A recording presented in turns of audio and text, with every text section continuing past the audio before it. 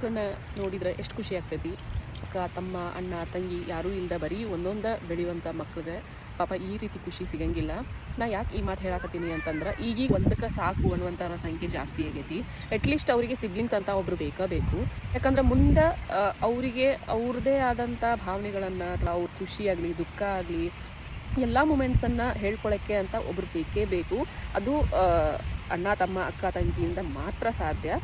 ಆ ಬಾಂಡಿಂಗು, ಆ ಪ್ರೀತಿ, ಆ ಒಂದು ರಿಲೇಷನ್ ಆದಂಗೆ ಬೇರೆ ಯಾರೂ ಆಗಂಗಿಲ್ಲ. ಬರ್ತಾ ನಮ್ಮದು ಅವಿಭಕ್ತ ಕುಟುಂಬಗಳು ಹೋದು ವಿಭಕ್ತ ಕುಟುಂಬಗಳು, ಅಥವಾ ಈಗೀಗಂತೂ ಜಾಯಿಂಟ್ ಫ್ಯಾಮಿಲಿ ಬಿಡ್ರಿ, ಮೈಕ್ರೋ ಫ್ಯಾಮಿಲಿಗಳಾಗತ್ತಾವು. ತಪ್ಪಂತೆ ಹೇಳತ್ತಿಲ್ಲ ನಾನು, ಅವ್ರವ್ರ ಡಿಸಿಷನ್ನು, ಅವ್ರವ್ರ ಲೈಫು. ಬಟ್ ಹೇಳತ್ತೀನಿ ಅಂತಂದ್ರೆ, ಈಗಿನ ಫುಡ್ ಸಿಸ್ಟಮು, ಕಲಬೆರಕೆ ಆಹಾರ, ಅದೆಲ್ಲವನ್ನ ಕಂಪೇರ್ ಮಾಡಿದ್ರೆ ನಾವು ಎಷ್ಟು ವರ್ಷಗಳ ಕಾಲ ಬದುಕ್ತೀವೋ ನಮಗೆ ಗ್ಯಾರಂಟಿ ಇರಂಗಿಲ್ಲ. ಹಾಗಾಗಿ ಅವ್ರವ್ರಿಗೆ ಸಾಥ್ ಕೊಡೋಕ್ಕೆ ಒಬ್ರು ಬೇಕು ಅಂತ ಹೇಳಿ ನನ್ನ ಅಭಿಪ್ರಾಯ. ನಾನು 2 ಮಗು ಮಾಡ್ಕೊಂಡಿನಿ ಅಂತ ಹೇಳಿ ನಿಮಗೆ ಫೋರ್ಸು ಮಾಡತ್ತಿಲ್ಲ, ಅಥವಾ ನೀವು 1 ಮಗು ಮಾಡ್ಕೊಂಡವ್ರದ್ದು ತಪ್ಪು ಅಂತಲೂ ಹೇಳತ್ತಿಲ್ಲ ನಾನು.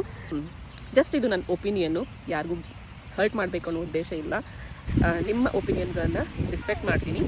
ಸೊ ನೆಕ್ಸ್ಟ್ ಮತ್ತೆ ಸಿಗೋಣ. ಬಾಯ್.